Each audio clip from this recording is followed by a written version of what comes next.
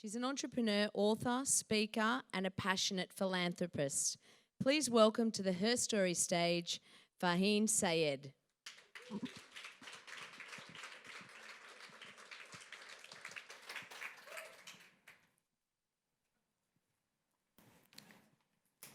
Imagine that you have grown older, sitting inside your room and enjoying a beautiful view outside the window of your room.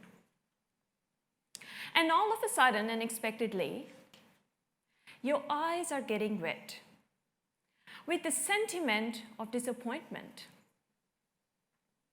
As while you're going through your memories, enjoying the view as well, you went over an open door which you never sought after. Considering on the off chance if you could have done that, you may still have the tears in your eyes in the same situation. But that could be of happiness, pride, and self-satisfaction. Do you know many people don't go after their fantasies and end their lives with the similar regret and pain by not going after their dreams? And the reason many people end their lives with the same pain and regret is just because of one word. And that one word is fear. The fear of change, the fear of regret, the fear of disappointment, the fear of even success, and the fear of people judging us. And we all have these sorts of fears in our life. This is the most etiquette adaptation of fear that usually stops us taking action. But let me tell you, fears can be the most encouraging factor in your life that can urge you to take action. And what I have found in my life, that fears can be transformed to the powerful tool of motivation. And you can achieve whatever you want if you drive them in the right direction. Research tells us that fears heightens our sense of awareness and makes us alert. They also helps us in better preparation to face any situation in our lives. It was back in December 2012, and I still remember. It was beautiful Friday morning in Kuwait, and I was enjoying a delicious breakfast with my family. And what happened? My uncle rang me from Australia, and what he said to me changed my life forever. It made that day the most happiest day of my life. He told me over the phone, "Congratulations, Farheen, your temporary residency visa to Australia is approved." And I was so excited, so happy that yes, now I'm going to live my dream life. I have so much freedom, I have so much resources to access over there. But here's the interesting part of my story. My background is from Pakistan, and I'm a qualified engineer. That's my mom and a beautiful sister in this photo. And I have been brought up in a very protective environment where girls don't usually travel overseas without their families or close family members. And despite the fact that I have been raised in such a defensive environment, I happen to be a very ambitious girl. That's the one on the highest ladder, that's I am. I wanted to reach higher and higher and higher goals. I needed to travel to see the world through my eyes. I needed to consider the Western world as how are they making such an incredible progress in almost all walks of life. And that exactly was the motivation behind applying the residency visa to Australia. Beside the fact, the day I got my visa was the happiest day of my life. There were lots of thoughts started getting into my head. I thought, how am I going to make it? I never traveled abroad without my family or a group of friends or any guardian. My English isn't great. Now, What if I don't find a job over there? What if the people start judging me over there? And due to this overwhelming fears in my life, I stepped back and I literally said to myself, I cannot make it. I can absolutely not do it at all. And because of this recurring self-negative talk, I lost the track in my life. And just in a few months, I turned into someone who is extremely disappointed, depressed, and a sad individual. I quit going out with friends, and my interaction with my family members was almost finished, that I used to spend most of the time with myself. And due to this depression and sadness in my life, it started affecting my health in a way. And I lost 10 kgs just in 2 months. The people around me began to see this change. And my friends start revealing me that what's wrong with you, Farheen? You no longer look like that ambitious girl that you're going to do this, you're going to do that. And when this began happening, I realized that something is turning out really badly, which I'm not understanding, but the people around me do. I realized that something is missing inside me, or something is dying inside me that is making me depressed and sad. And I really needed to look after myself. And at that point, I had only 2 choices.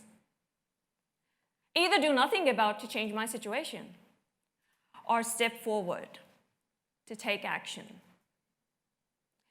And that's where I decided that I'm not going to let my fears stop me to live my dream life. Instead of that, I'm going to transform them to the powerful tool of motivation and carry them to overcome all my challenges in my life. And that's exactly what I did. You will hardly believe that it was excruciating painful and very, very challenging for me to convince my family to let me migrate to Australia because they wanted me to get married first. When I landed to Australia, I had a handful of cash. I didn't find a job for 6 months. And the most painful part of my journey that I discovered when I landed to Australia, that my visa didn't allow me to live and work in the city. And I needed to move to regional Western Australia, where another series of challenges were waiting to welcome me. The following day of my arrival to my living unit in regional Western Australia, it was 3 a.m. in the morning, I hear a smashing noise. And that noise was so intense and so powerful that it woke me up from a deep sleep. And I ran towards the lounge to see what happened. And what I saw completely terrified me. There was someone trying to break in my living unit.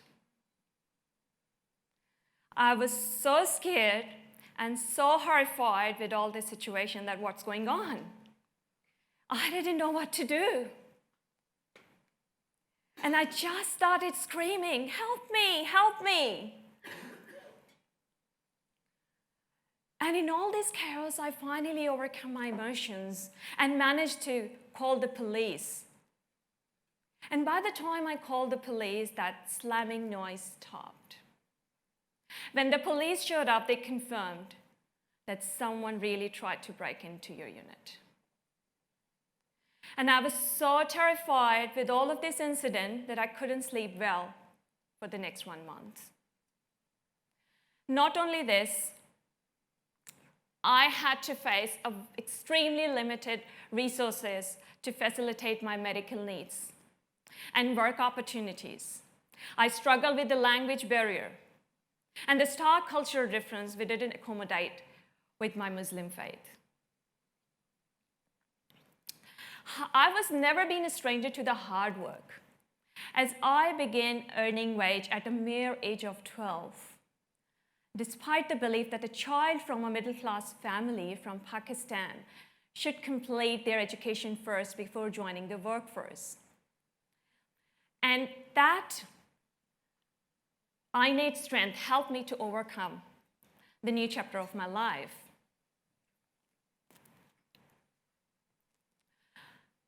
Besides being a qualified engineer, I undertook a vast variety of jobs, which includes clerical work, housekeeping, sandwich maker, baker, and finally landed to the Telstra shop as a tech bar consultant. Well, this was my first day. That the photo you're seeing, I'm so happy and very, very skinny. And due to all this hard work and tireless and continuous struggle in my life,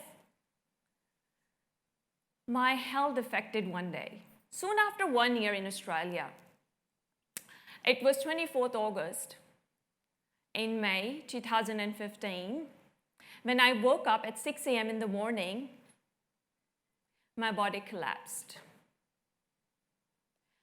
And I couldn't do anything. I was diagnosed with bipolar position vertigo, and with that condition, I couldn't sleep in a normal sleeping position in my bed. I was advised to do complete bed rest and eat and just sleep. It took me 4 months to recover from that condition.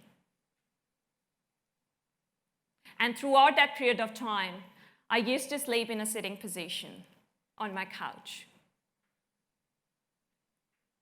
What I have learned through this journey, that life is a series of trials, facing your fears, obstacles, and they can become more intense when you take life-changing decisions.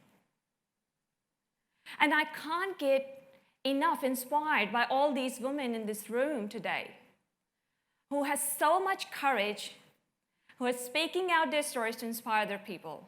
So what I would like to say to you, can you please stand up? And I give a huge round of applause to a person who always had lended you to a hand when you were in a difficult situation, and that person is you. Please, a huge round of applause to yourself.